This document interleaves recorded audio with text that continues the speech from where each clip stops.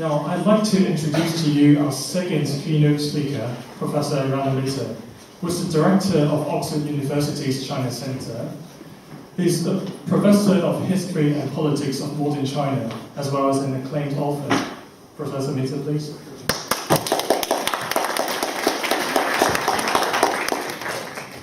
Thank you very much, Bolton. And 我很高兴有这个机会参加你们的瑞幸大学中国奖学金基金会的会议。Bolton， 您告诉我，我应该2个小时说话。我知道大多数的人在这里他们都是中国人，可是有一些他们不是，所以现在我说一点用英文。But even though we do have a white Chinese contingent here, I think I can say 如果有什么秘密的事情，我告诉你用中文。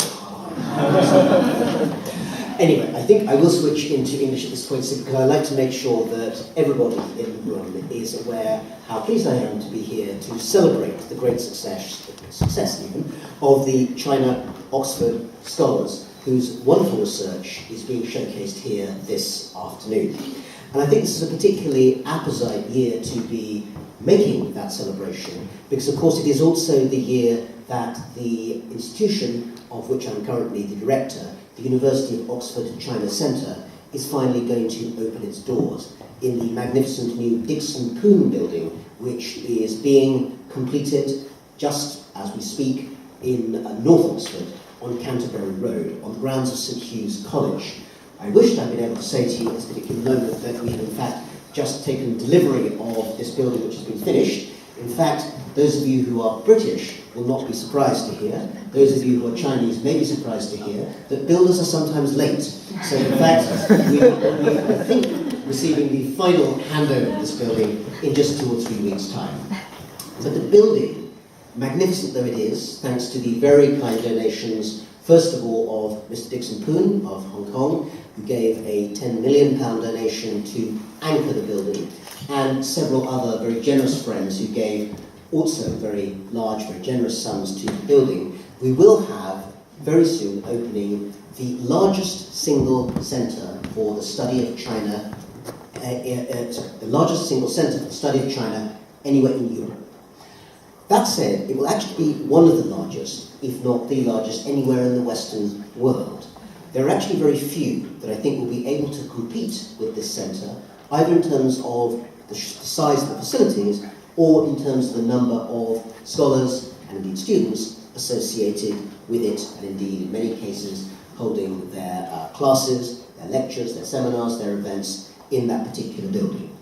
But it's also important not just because of the building opening, but because of what it symbolises, which is yet another step in that continuing deepening of the relationship between the University of Oxford and China. Our alumni base, our research collaborations, and the increasing number of students, people like yourselves, who are coming from China to study in Oxford, and are coming from Oxford to study and research in China, is becoming greater and greater year by year. And the building of the centre, I think, points out that in a way that was not true in this university 20 years ago, maybe not even 10, today is certainly true that China stretches throughout the University of Oxford well beyond the confines of Chinese studies as a subject. Of course, we have some of the best scholars in the world in terms of the study of China itself.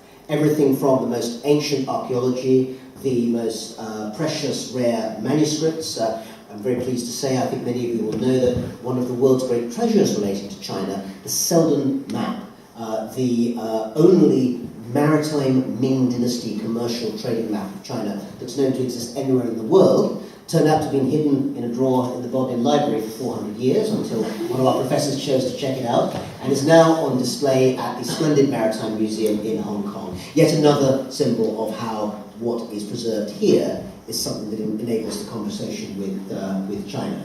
In a variety of more contemporary fields, political science, I see Dr. Patricia Thornton, one of the world's most distinguished political scientists of China, who's chosen to spend some time with us this afternoon. It's a rare treat to see you here, good to have you here.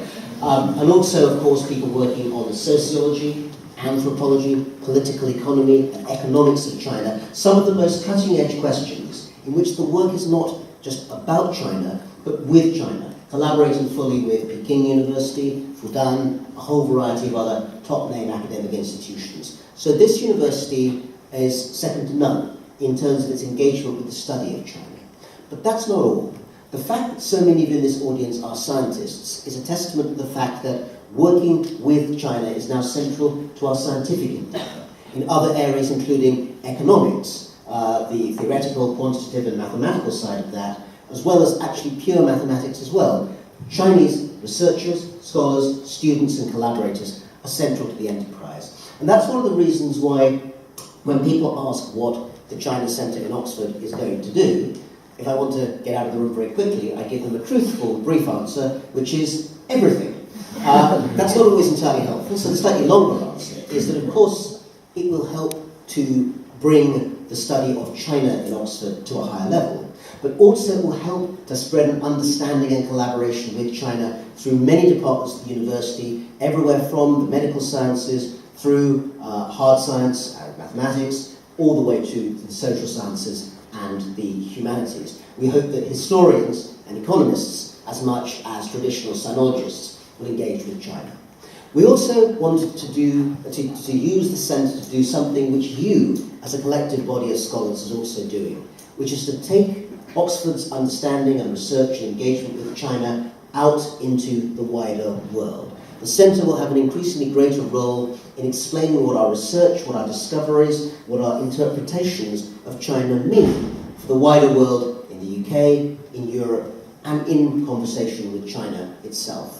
But that, of course, is the great beauty of the China Oxford Scholarship Fund and of the wider body of Chinese students who study at this university. Because essentially, you are saving me part of my job by doing this for us. As human ambassadors who go out, graduated, we hope, with joy and pleasure from this university, having in many cases benefited from scholarship funding such as the fund here.